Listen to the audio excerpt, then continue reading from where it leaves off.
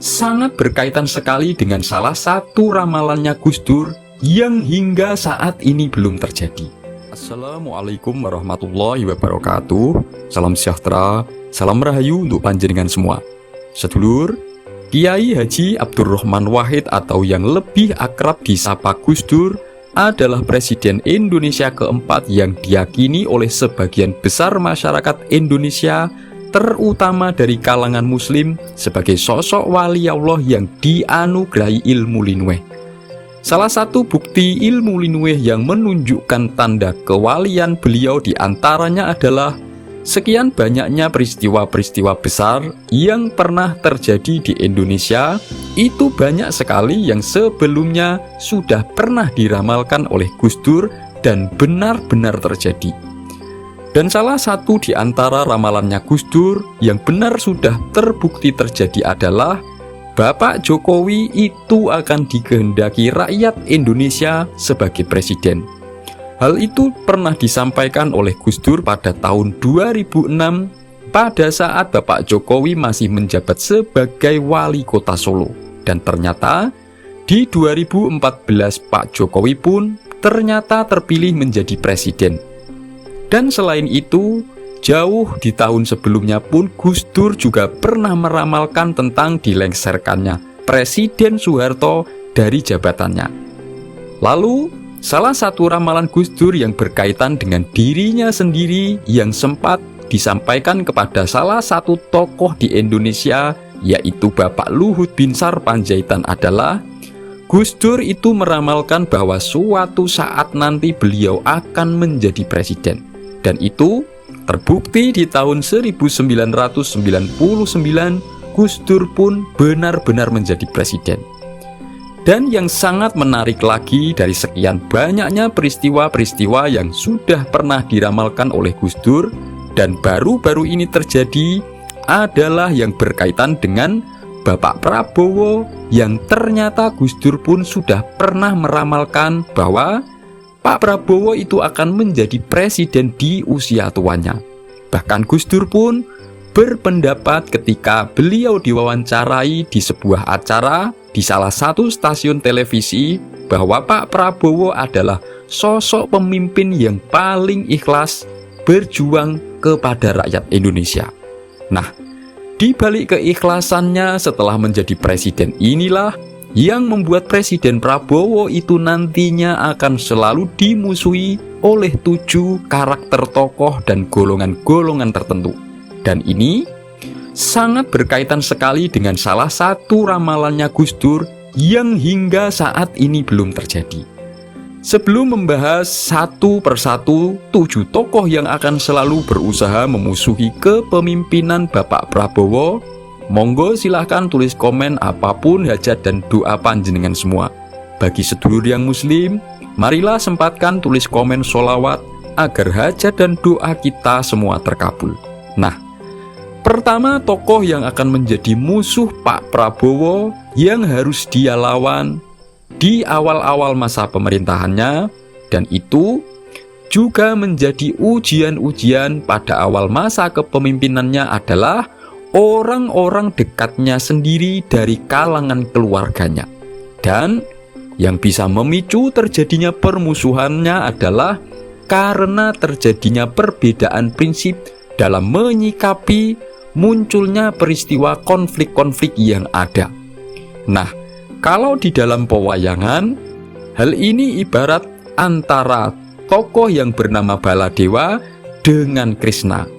Krishna ingin menyelesaikan peristiwa-peristiwa kisruh itu dengan cara diplomasi dan negosiasi politik, tetapi Baladewa itu dia lebih ingin menyelesaikan konflik yang ada itu menggunakan secara aturan hukum yang berlaku. Dan di antara 2 tokoh tersebut, Bapak Prabowo adalah Baladewanya.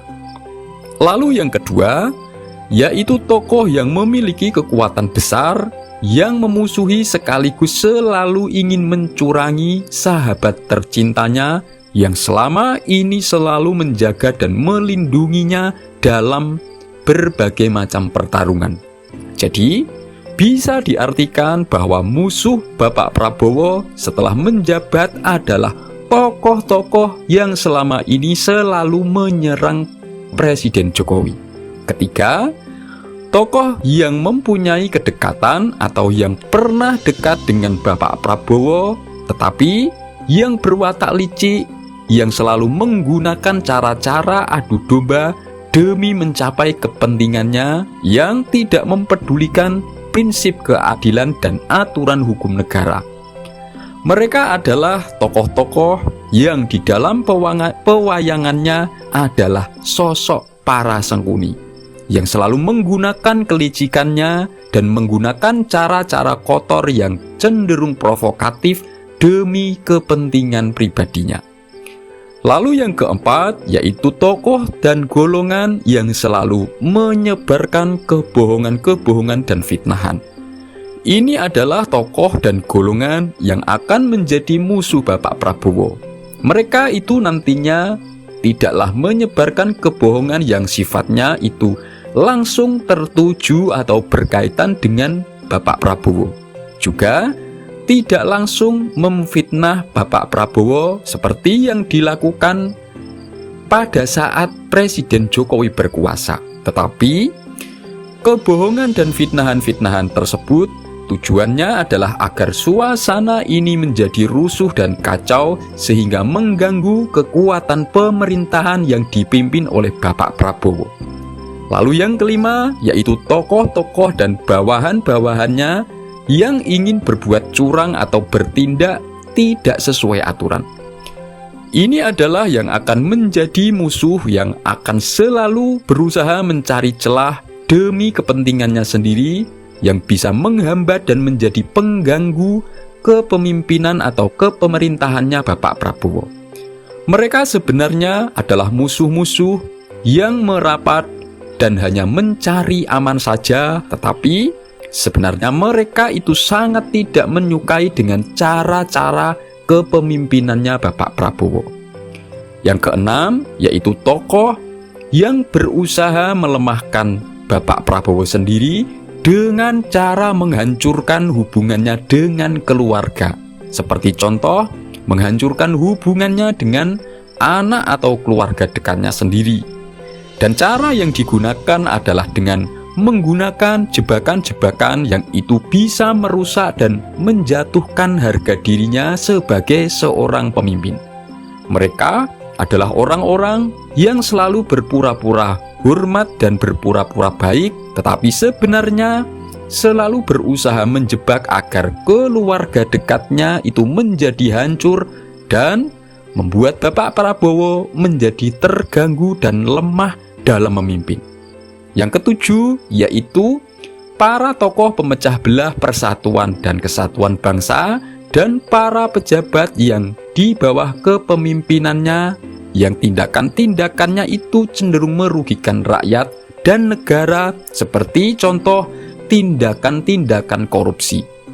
Hal ini adalah yang menjadi musuh utama Bapak Prabowo pada awal pemerintahannya, yang membutuhkan ketegasan dan keberaniannya. Karena itu, yang akan mengantarkan bangsa Indonesia menjadi negara yang kuat, yang akan memimpin dunia. Dan itulah salah satu ramalan Gus Dur yang belum terjadi, yaitu Indonesia itu diramalkan akan menjadi negara yang kuat, yang akan memimpin dunia. Semoga ini bermanfaat. Wassalamualaikum warahmatullahi wabarakatuh.